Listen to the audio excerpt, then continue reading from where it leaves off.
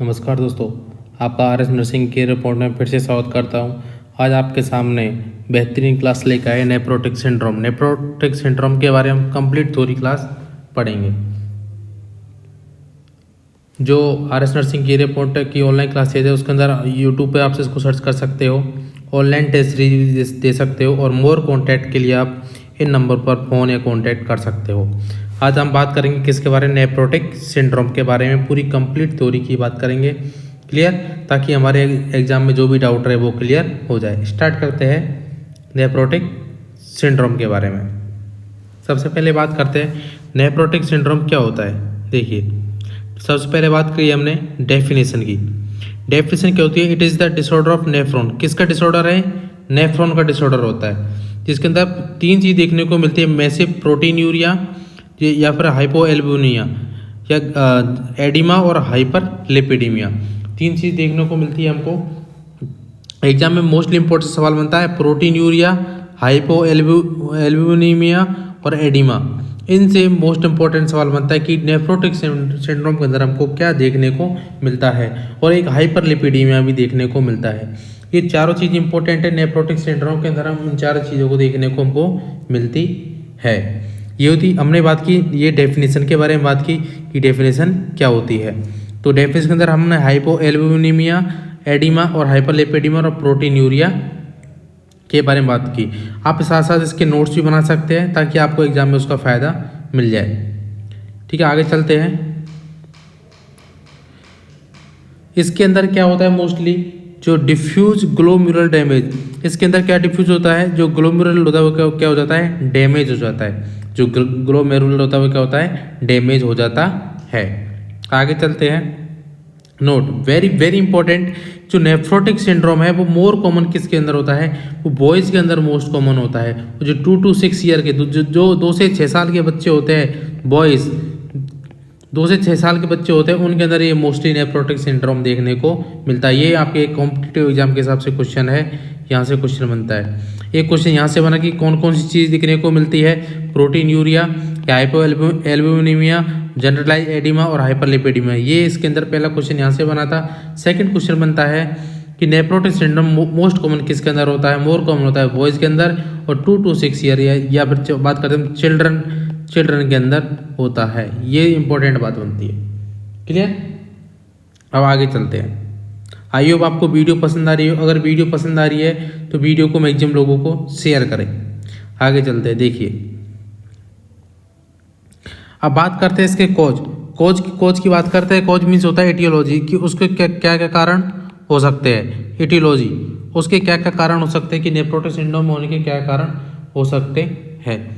तो सबसे पहला है इडियोपैथिक। इडियोपैथिक मीन्स होता है अननोन, कि इसका कोई भी जो एग्जैक्टली जो कारण है वो कोई भी कारण नहीं है, और वैसे अनदर कारण के और कोई कारण हो सकते हैं। आगे कारणों के बारे में बात करते हैं, कौन कौन से कॉज हो सकते हैं। वो एक होता है ग्लोमेरुलोनेफ्राइटिस। जो ग्लोमेरुलस होता है उसके अंदर जो ग्लोमेरुलस होता है उसके अंदर क्या होता है? इन्फेक्शन और इन्फ्लामेशन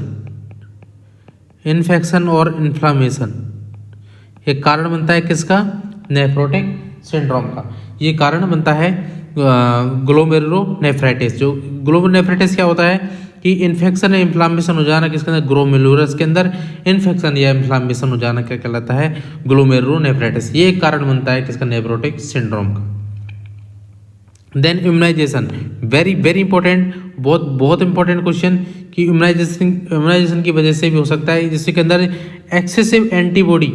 अब इम्यूनाइजेशन दिया हमने, एक्सेसिव एंटीबॉडी दी, वो एक्सेसिव एंटीबॉडी क्या करेगी? ग्लोमेरुलस को क्या करेगी? डैमेज करेगी तो पेशेंट को क्या हो जाएगा? नेफ्रोटिक सिंड्रोम हो सकता है। क्या हो सकता है? नेफ्रोटिक सिंड्रोम हो सकता है। ये इंपॉर्टेंट बात है। क्लियर, तो अगर हमने किसी को इम्यूनाइजेशन दिया, इम्यूनाइजेशन अंदर एक्सेसिव एंटीबॉडी दी, तो उससे उसकी वजह से ग्लोमेरुलर डैमेज हो सकता है। आगे चलते हैं। डिहाइड्रेशन की वजह से पेशेंट को नेफ्रोटिक सिंड्रोम हो सकता है। डिहाइड्रेशन की बात करें, डिहाइड्रेशन की वजह से नेफ्रोटिक सिंड्रोम हो सकता है। Then nephrotic drug, nephrotic drug की वजह से भी पेशेंट को क्या हो सकता है, नेफ्रोटिक सिंड्रोम हो सकता है। जैसे नेफ्रोटिक ड्रग कौन कौन सी होती है बात करते हैं तो बात करते हैं सल्फोनामाइड। कौन सी drug? Sulphonamide drug. Sulphonamide drug होती है वो क्या करवाती है, नेफ्रोटिक सिंड्रोम करवाती है। और जो एंटी मलेरिया ड्रग होती है, और कौन सी बात करते हैं हम, anti malarial drug. Anti malarial drug वो भी क्या करवा सकते हैं, नेफ्रोटिक सिंड्रोम करवा सकती है। और जो एंटी ट्यूबरकुलोसिस ड्रग होती है कौन सी, रिफाम्सिन। वेरी वेरी इंपॉर्टेंट पूछो वो सवाल कि कौन सी एंटी ट्यूबरकुलोसिस ड्रग है जो क्या करवाती है, नेफ्रोटिक सिंड्रोम करवाती है, वो कौन सी है, rifampicin. Clear. Then penicillin. Penicillin, penicillin भी क्या करवा सकते हैं, नेफ्रोटिक सिंड्रोम। पेनिसिलिन की बात करते ही, पेनिसिलिन की खोज किसने की, वो की अलेक्जेंडर फ्लेमिंग ने। यहाँ से इंपॉर्टेंट सवाल बनता है कि किसने खोज की, अलेक्जेंडर फ्लेमिंग ने इसकी खोज की कब, 1951 के अंदर, 1951 के अंदर अलेक्जेंडर फ्लेमिंग ने इसकी पेनिसिलिन की खोज की थी। तो बात की कौन कौन से कारण है वो क्या करवा सकते हैं नेफ्रोटिक सिंड्रोम, तो glomerulonephritis, immunisation, dehydration, nephrotic drug. Nephrotic drug की हमने बात की। आगे चलते हैं, बहुत बेहतरीन आगे चलते हैं। देन हमने बात की सल्फोनामाइड, एंटीमलेरिया ड्रग और रिफाम्सिन और पेनिसिलिन, इनके बारे में हमने बात की। देन डायबिटीज मेलाइटस के अंदर क्या, नेफ्रोपैथी। डायबिटीज मेलाइटस के अंदर क्या डायबिटीज मेलाइटस के अंदर क्या, नेफ्रोपैथी। क्या नेफ्रोपैथी क्या करवा सकता है, नेफ्रोटिक सिंड्रोम करवा सकता है। Then hepatitis B. Hepatitis B क्या करवा सकता है, नेफ्राइटिस भी क्या करवा सकता है, नेफ्रोटिक सिंड्रोम करवा सकता है। आगे sickle cell anaemia. Sickle cell anaemia है वो भी क्या करवा सकता है, ग्लोमेरुलोनेफ्राइटिस नेफ्रोटिक सिंड्रोम करवा सकता है। देन तो ये हमने बात की किसके बारे में, कोज के बारे में बात की। कौन कौन से कोज होते हैं, पहले idiopathic, glomerulonephritis, immunisation, dehydration, nephrotic drug. Nephrotic drug कौन कौन सी थी, sulphonamide, anti malarial drug, rifamycin जो एंटी ट्यूबरकुलोसिस ड्रग होती है, जो पेनिसिलिन ड्रग होती है वो एंटीबायोटिक होती है। क्लियर। आगे चलते हैं, देखिए आइए आपको वीडियो पसंद आ रही होगी। अब बात करते हैं पैथोफिजियोलॉजी कि किस तरीके से ये फैलता है, इसकी पैथोफिजियोलॉजी या नेफ्रोटिक सिंड्रोम कैसे होता है, हम इसकी पैथोफिजियोलॉजी के बारे में बात करेंगे। देखिए पैथोफिजियोलॉजी की बात करती है मैंने, तो पैथोफिजियोलॉजी के अंदर देखिए पहले heavy protein urea, suppose that patient को क्या हैवी प्रोटीन यूरिया, उसकी वजह से पेशेंट को क्या होगा, हाइपो एल्ब्यूमिनिया। जो एल्ब्यूमिन उसका लेवल क्या हो जाएगा, डिक्रीज हो जाएगा। अगर एल्ब्यूमिन का लेवल डिक्रीज हो रहा है, ठीक है, हमने पिछली वीडियो के अंदर बात की थी कि जो ऑनकोटिक प्रेशर होता है, कौन सा pressure, oncotic pressure. Oncotic pressure को मेंटेन करने का काम कौन करता है, वो करता है एल्ब्यूमिन। क्या करता है, एल्ब्यूमिन। नॉर्मल ऑनकोटिक प्रेशर कितना होता है, 20 से 25 mm ऑफ Hg नॉर्मल होता है। ठीक है, अब यहाँ पर पेशेंट को हाइपो एल्ब्यूमिन हो रहा है, तो हाइपो एल्ब्यूमिन का लेवल कम हो रहा है, तो सिंपल सी बात है कि ऑनकोटिक प्रेशर का भी लेवल कम होगा। अगर ऑनकोटिक लेवल का प्रेशर कम हो रहा है तो एक्स्ट्रावेशन ऑफ इंट्रावेस्कुलर फ्लूइड, उसकी वजह से पेशेंट को क्या हो जाएगा, हाइपोवोलेमिया। हाइपोवोलेमिया क्या हो जाएगा, जो बॉडी के अंदर क्या फ्लूइड क्या हो जाएगा, डिक्रीज हो जाएगा, फ्लूइड क्या हो जाएगा, डिक्रीज हो जाएगा। तो पेशेंट किस में जा सकता है, शॉक के अंदर जा सकता है पेशेंट। ये इंपॉर्टेंट बात है। क्लियर। अब एल्डोस्टेरोन होगा और एंटी डायरेटिक हार्मोन, दो हार्मोन काम करेंगे, जिसकी वजह से क्या होगा, डिस्टल सोडियम एंड वाटर का रीअब्जॉर्प्शन होएगा और पेशेंट को क्या हो जाएगा, एडिमा, जिसको हम क्या बोल सकते हैं, जनरलाइज एडिमा या पिटिंग एडिमा। क्लियर। ये इसकी हमने क्या बात की, पैथोफिजियोलॉजी के बारे में बात की। फिर से समझते, देखिए पेशेंट को हैवी प्रोटीन यूरिया हुआ, हाइपो एल्ब्यूमिन हुआ, तो उसको से ऑनकोटिक प्रेशर डिक्रीज हो जाएगा, उसको से पेशेंट क्या हो जाएगा, हाइपोवोलेमिया हो जाएगा, और उसके अंदर से पेशेंट को जो सोडियम है और वाटर है उसका रीअब्जॉर्प्शन होगा, पेशेंट को क्या हो जाएगा, पेशेंट को एडिमा हो सकता है। नॉर्मल सोडियम की बात करते हैं वो होता है 135 से 145 मिली इक्विवेलेंट पर लीटर, और हम बात करते हैं एक पोटेशियम की बात करते हैं वो होता है 3.5 से 5.1 मिली इक्विवेलेंट पर लीटर। ये इंपॉर्टेंट बात है। क्लियर। आपने दो ड्रग का नाम सुना होगा, एक तो ड्रग सुना होगा डिजॉक्सिन। डिजॉक्सिन के टाइम पे हम पोटेशियम को मेंटेन करते हैं, लेकिन लिथियम के टाइम पे हम किसको मेंटेन करते हैं, सोडियम को मेंटेन करते हैं। ये इंपॉर्टेंट बात है, यहाँ से भी सवाल बनता है। क्लियर, बहुत बेहतरीन। अब आगे चलते हैं। देखिए ये हमने बात की पैथोफिजियोलॉजी के बारे में। अब आगे चलते हैं। अब बात करता हूँ मैं clinical manifestation. Clinical manifestation means क्या होता है, साइन एंड सिम्टम। उसके अंदर हमको साइन एंड सिम्टम क्या क्या देखने को मिलेंगे, साइन एंड सिम्टम हमको क्या क्या देखने को मिलेंगे, ये बहुत इंपॉर्टेंट बात है। क्लियर। अब बात करते हैं, सबसे पहले हमको क्या देखने को मिलेगा, प्रोटीन यूरिया। क्या देखने को मिलेगा, प्रोटीन यूरिया। अब बात करते हैं protein urea. Protein urea patient हमको देखने को, अगर बात करते हैं नॉर्मल प्रोटीन यूरिया कितना होता है, तो होता है 0 से, नॉर्मल की बात करता हूँ मैं, नॉर्मल कितना होता है, नॉर्मल की बात की मैंने, वो होता है 0 से 20 mg/dl। ये होता है नॉर्मल। क्लियर। और पर डे बात करते हैं तो 4 to 30 gram per day, per day. Clear. अगर पेशेंट का मोर देन 80 हो रहा है, मोर देन प्रोटीन यूरिया क्या हो रहा है, 80 mg पर डे के हिसाब से हो रहा है, तो पेशेंट को क्या है, प्रोटीन यूरिया है। ये इंपॉर्टेंट बात है। क्लियर। आगे चलते हैं। पेशेंट को क्या हो जाएगा, हाइपो एल्ब्यूमिनिया। हाइपो एल्ब्यूमिन मीन्स क्या होता है, एल्ब्यूमिन का लेवल क्या हो जाएगा, कम हो जाएगा। क्लियर। तो एल्ब्यूमिन का लेवल, अब बात करते हैं नॉर्मल ब्लड प्रोटीन कितना होता है। नॉर्मल हम प्रोटीन की बात करते हैं, अगर हम नॉर्मल प्रोटीन, जैसे हमने बात की एल्ब्यूमिन, एल्ब्यूमिन का काम क्या होता है, टू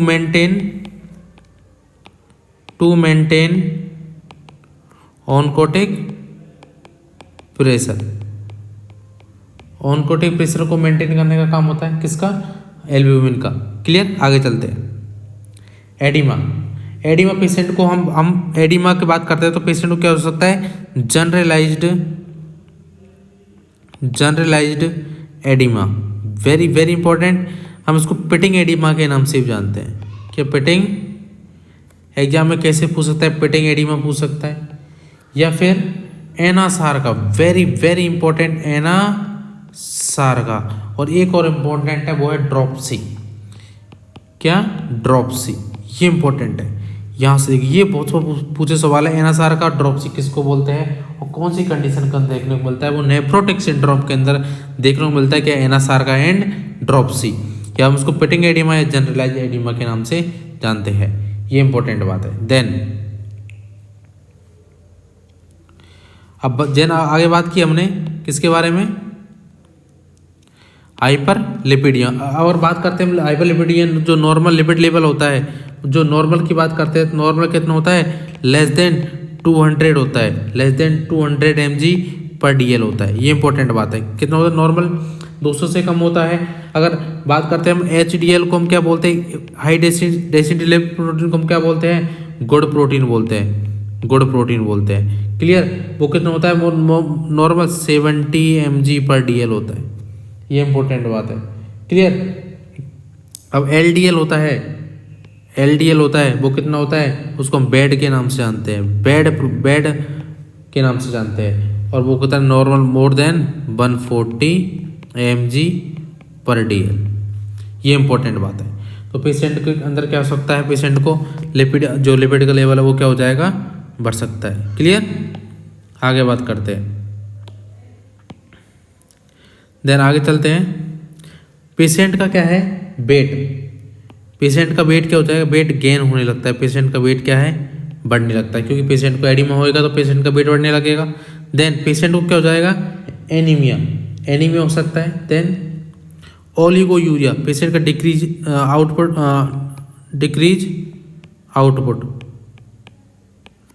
आउटपुट कितना हो जाएगा, decrease more less than 400 ml/day, 400 ml/day से कम हो जाएगा, उसको बोलेंगे oliguria. Then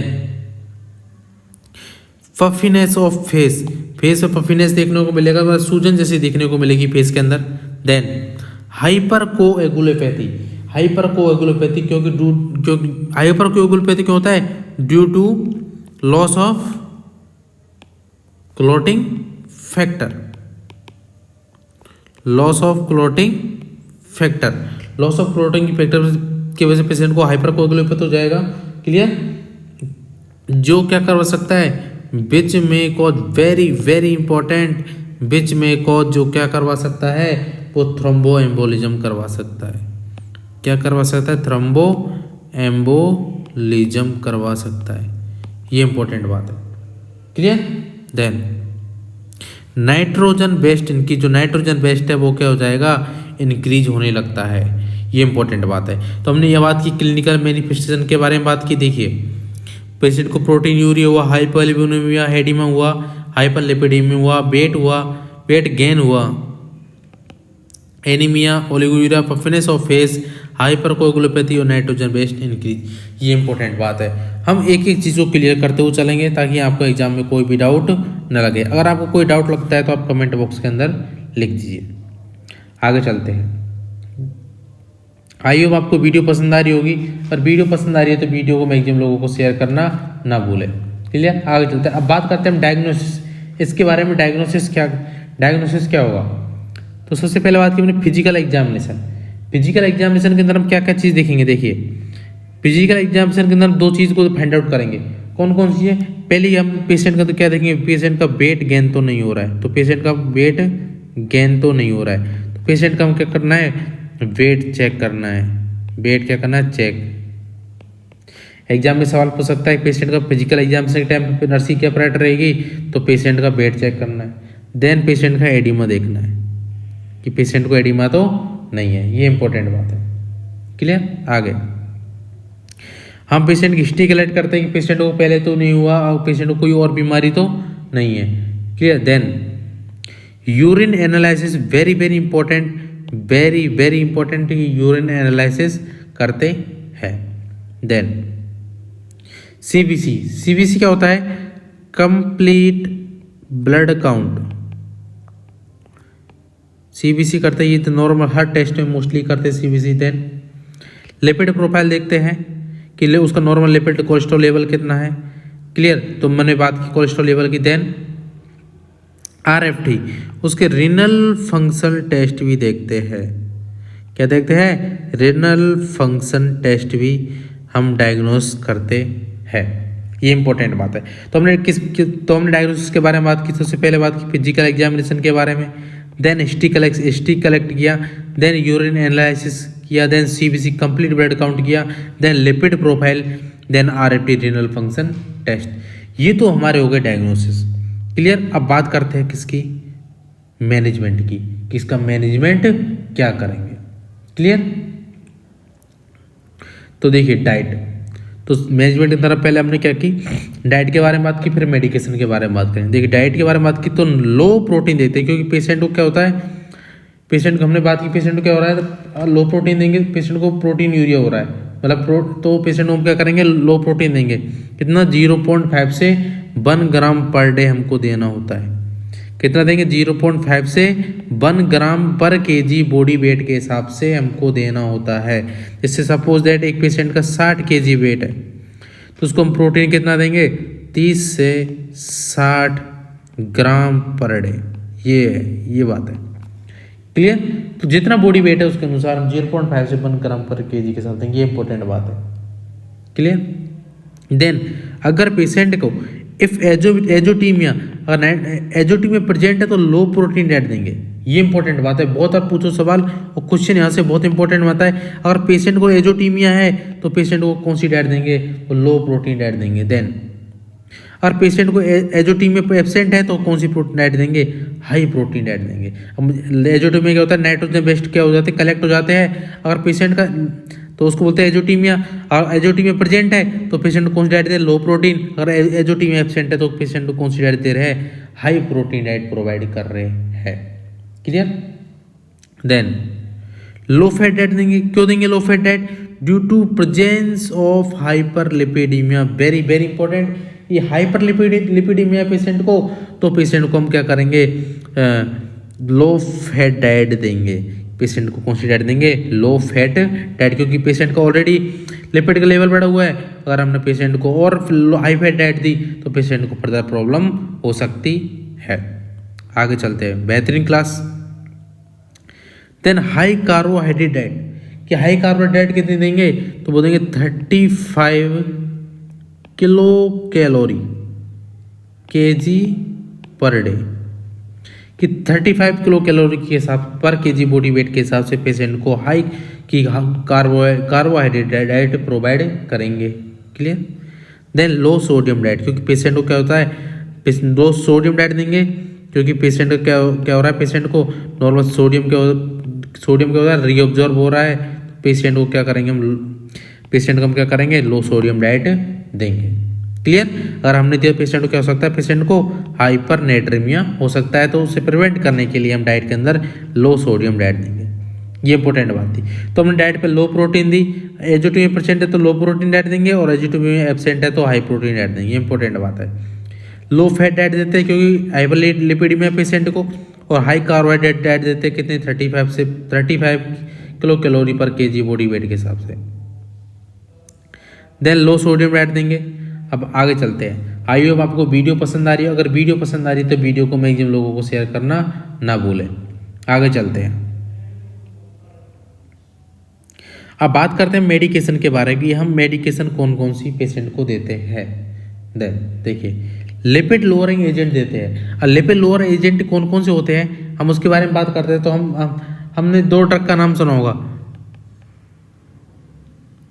एट्रोबेस्टिन drug, एट्रोबेस्टिन and लेवोबेस्टिन। एट्रोबेस्टिन and लेवोबेस्टिन 2 drug होती है, वो लिपिड लोअरिंग एजेंट हमको पेशेंट को देना होता है।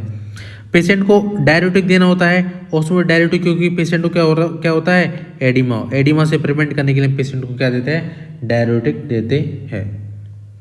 देन आप पेशेंट को कॉर्टिकोस्टेरॉइड दे सकते हैं। देन विटामिन के, अब विटामिन के क्यों देते हैं, क्योंकि ब्लड क्लोटिंग फैक्टर के लिए, ब्लड क्लोटिंग फैक्टर के लिए, क्लोटिंग फैक्टर, क्योंकि पेशेंट को क्या थ्रम्बस का फॉर्मेशन ना हो इसलिए। देन इंजेक्शन देते हैं, कौन से देते हैं इंजेक्शन, एपोगेन इंजेक्शन देते हैं। एपोगेन इंजेक्शन कौन से रूट से दिया जाता है, पूछा हुआ सवाल, कौन से रूट से दिया जाता है, वो जाता है सबकुटेनियस रूट से। क्यों दिया जाता है, to prevent anaemia, to prevent anaemia, anaemia से प्रिवेंट करने के लिए हम क्या कौन से इंजेक्शन देते हैं, एपोगेन इंजेक्शन देते हैं। Then iron folic acid tablet देते हैं, किसके साथ देते हैं, वेरी वेरी इंपॉर्टेंट, आयरन और फॉलिक एसिड टैबलेट हमेशा विटामिन सी के साथ दिया जाता है। देखिए आयरन की बात करते हैं हम, आयरन के बारे में, तो आयरन की टोटल टैबलेट देते हैं हम, आयरन की बात की तो टैबलेट की 60 mg देते हैं, टैबलेट कितनी देते हैं, 60 mg। क्लियर। अब बात करते हैं टैबलेट को हम कब देते हैं, तो 2 hours before meal, 2 hours before meal, कि खाना खाने से पहले 2 घंटे पहले हम पेशेंट को देना होता है। क्लियर। जब हम बाद में देते हैं तो आफ्टर 3 आवर मील, तो 3 आवर मील देना होता है। क्लियर।